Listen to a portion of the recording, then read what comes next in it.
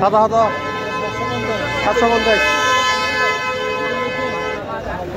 চাইনে চাইনে চাইনে গাড়ির সামনে আছে কি মাছ দিলে আপনার মাছ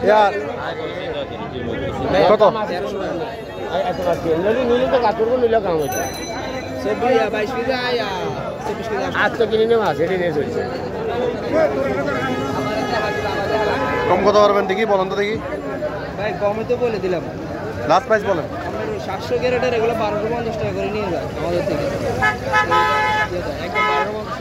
একদম 1250